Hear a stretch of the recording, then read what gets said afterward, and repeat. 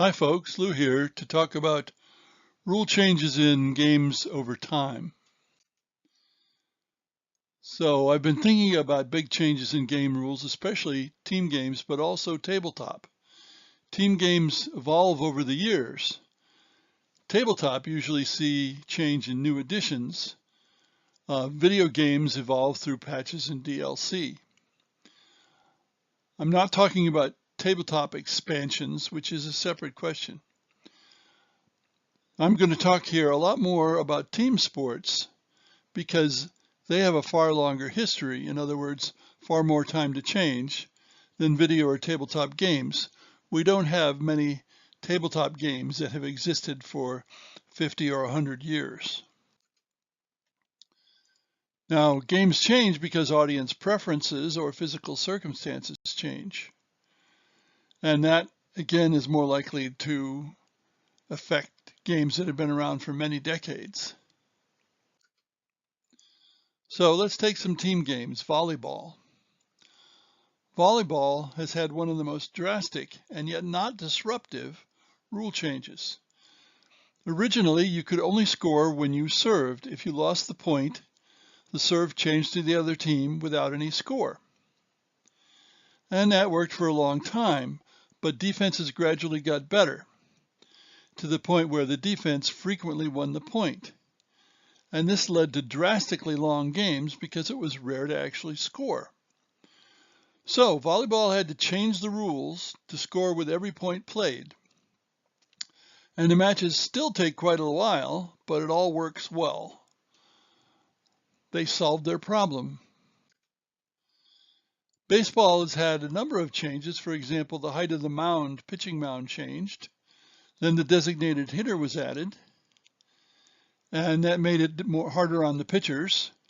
And we've had changes from that to the point where pitchers rarely stay in a game for more than 5 or 6 innings. Whereas when I was young, and this is 50, 60 years ago, it was quite common for a pitcher to pitch an entire game on his own. But it was the designated hitter rule that I think made that change happen, or much of that change. Now we have this rule that there's a runner at second base in each extra inning, which is an example of modern rule changes to satisfy short attention spans. So is the pitch clock, which speeded games back up to former lengths. They were getting very long. We could also look to something like metal bats as an equipment change in leagues below the majors. But the major leagues still use wooden bats. Basketball. Now, this is aside from player invention. For example, the jump shot was invented by players. Prior to that, it was just a set shot. Then we have the shot clock, which prevented boring slowdown tactics. There was one Duke versus UNC game that was 7-0 at halftime. But both teams each scored 40 points in the second half. I don't know the details. I wasn't around to watch the game at the time. The three-pointer, which was first used in a league that rivaled the NBA and then merged with it, has changed tactics drastically, so that now some people complain that professional basketball is just passing the ball out to an open player for three-pointer. We have the possession arrow rather than a jump ball in cases where the ball is contested. And that speeds the game up and makes it easier on the refs and so forth. And there was a temporary rule change. When I played basketball in high school, dunking was outlawed because they were trying to keep Lou Alcindor, who was later Kareem Abdul-Jabbar, from dominating in college. I hated that because I could dunk.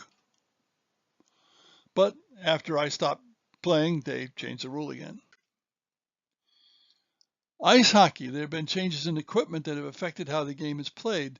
The curved composite sticks give players much more control and a harder shot than the wooden sticks. Goalie masks saved lives as the shots got harder. Big goalie pads and the butterfly counteracted the curved stick.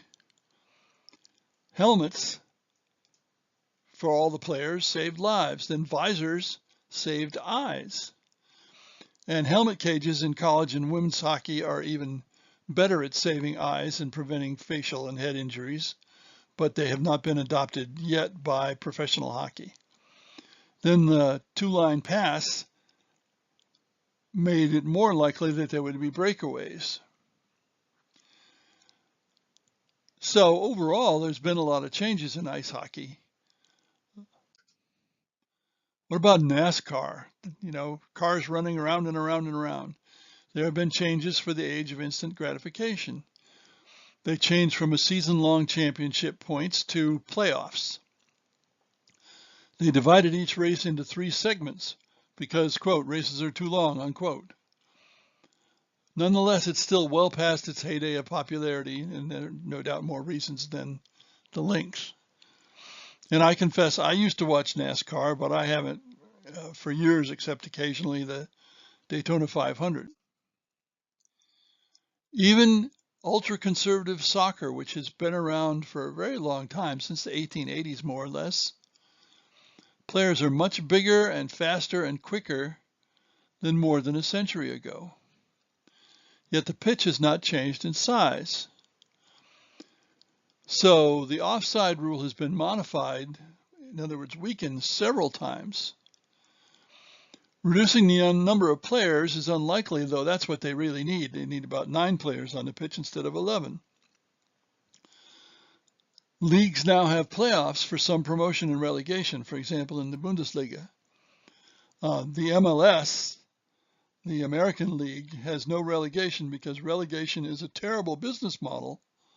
But in much of the world, even though money makes soccer go round, the fans still want to pretend that it's sort of an amateur-like game. Now we get to hobby games. How are hobby games changed? Well, living rules in tabletop and patches in video games. Expansions in hobby games and downloadable content in video games. Of course, you can always have a new edition that changes the rules. And there are many games that have sequels, which are a little more drastic than a new edition and are a standalone game on their own. Now, keep in mind, many new editions are designed by new people, not the designers of the previous edition. I'll use Britannia as an example. The H.P. Gibson's edition in the United Kingdom introduced some errors, from my point of view, owing to a misunderstanding of the rules. Even then, it took 2 years to get it published. The Avalon Hill edition the next year misunderstood those rules, resulting in more errors. The Fantasy Flight edition, 9 years later, which was done by me, not by someone else, fixed the errors and added a few things for more historicity, like Boudica, the Roman roads, and the burrs. The PSC edition in 2020 added my new interface and changed to plastic pieces, but did not actually change the rules of the game. But it's fundamentally a very long game, 4 to 5 hours in tournaments, 7 hours for a group of beginners. This doesn't suit contemporary players. Contemporary players are more likely to say, as I heard once, I want to play games all day, but I don't want any of them to last more than an hour. So I have devised shorter versions of Britannia, but most of those are standalone games rather than mods. And now there's an electronic version as well. And a third edition exists in prototype, which introduces more historicity and is actually pretty drastic in some of the changes. But I have not tried to get that published yet. We'll leave with one of the oldest commercial games, which is Monopoly, originally called the Landlord's Game.